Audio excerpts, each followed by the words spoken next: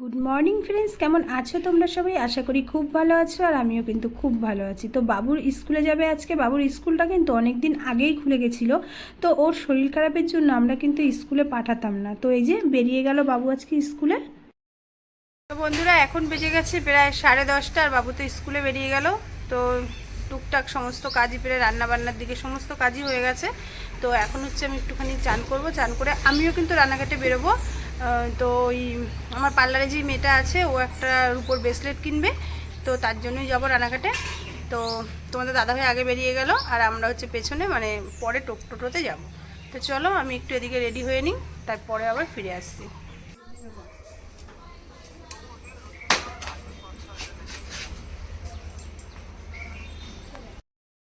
তো এই যে বেরিয়ে পড়লাম হাঁটতে হাঁটতে। আমাদের এখানে তো টোটো পাওয়া যাবে না, একদম পুলিশ বাড়ির সামনে দিয়ে টোটো ধরবো। তো বন্ধুরা, রাস্তায় বেরিয়ে মনে পড়েছে যে যেই রূপোর দোকানে আমরা যাব, সেই দাদা মিনিমাম 12টা 12:30টার আগে ঢোকে না। তো আমার বাড়িতে কথাটা মনে ছিল না, কি করব।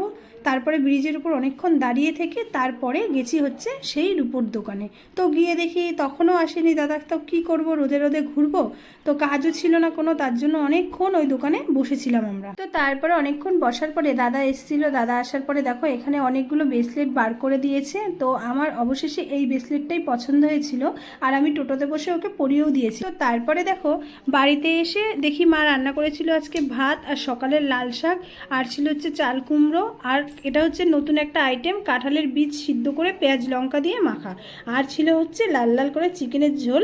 তো এটা কিন্তু দারুণ হয়েছে। তো বন্ধুরা, বাইরে প্রচুর গরম পড়েছে, আর শরীরটা যেন কেমন লাগছে, ভালো লাগছে না।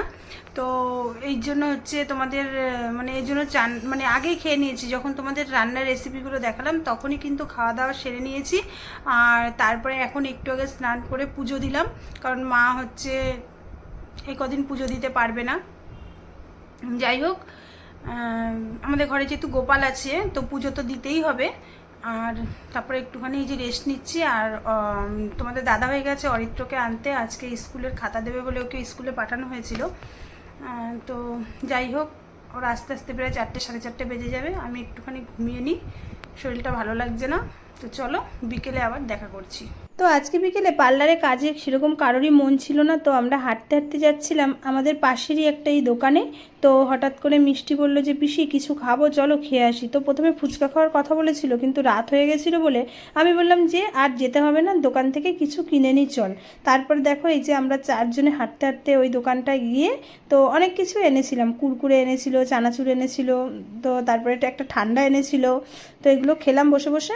গুড মর্নিং ফ্রেন্ডস, তো এটা হচ্ছে পরের দিনের ভিডিও। তারপরে রাত্রে ভিডিও করতে পারিনি, ওরা মানে খাওয়া দাওয়া করেছিল সেদিন, খুব আনন্দ করতে করতে, আর মানে মনেই নেই ভিডিও শ্যুট করার। তো তারপর দেখো বাড়ির সামনে দিয়ে সকালবেলা দেখছি একটা রেয়ারি যাচ্ছে, তো জানি না এটা কিসের জন্য। তারপরে দেখো সকালবেলায় যে 2 কাপ চা নিয়ে বসে। তো বন্ধুরা, আমি দেখো রেডি হয়ে নিয়েছি। তো হচ্ছে আমি এক জায়গায় যাচ্ছি, তবে এখন বলবো না, তো তোমরা সব দেখতে পাবে। তো চলো। তো বন্ধুরা, আমরা যাচ্ছিলাম হচ্ছে এই জায়গাটা কোথায় ঠিক বলতে পারবো না। তো একটা মানে দাদা নিয়ে যাচ্ছিল আমাদের, ওর হচ্ছে ফোন দিয়ে, ওর ল্যাপটপ সবই আছে, ওটা দিয়ে আমরা ভিডিও শ্যুট করবো অনেক দিন ধরেই বলছিলাম। তো তার জন্য হচ্ছে দেখো যাচ্ছি, আর আমাকে কেমন লাগছে একটু কমেন্ট করে অবশ্যই জানিও। তো হচ্ছে আর এত সুন্দর, সত্যি সত্যি এদিকের ভিউটা খুব কিন্তু সুন্দর। যেহেতু আমরা গ্রামে সচরাচর আসি না, তাই না ঠিক বুঝতেও পারি না। তো এই দিনটা আমার পুরো এইভাবেই কেটেছিল, সারাদিন একটু ঘুরে ঘুরে ভিডিও শ্যুট করেই কেটেছিল। তারপর দেখো বাড়ি এসে আবারও বেরিয়ে পড়েছিলাম, ড্রেস চেঞ্জ করে হচ্ছে আমরা যাচ্ছিলাম গঙ্গার দিকে। কেন যেন একটু যেতে ইচ্ছে করলো, তাই গেলাম। তো ওখানে ভিউটা দেখেছো কি সুন্দর, দারুণ কিন্তু লাগছিল। আর আজকের ভিডিওটা কিন্তু এখানেই শেষ করলাম। ভালো লাগলে অবশ্যই একটা লাইক কমেন্ট শেয়ার করলো।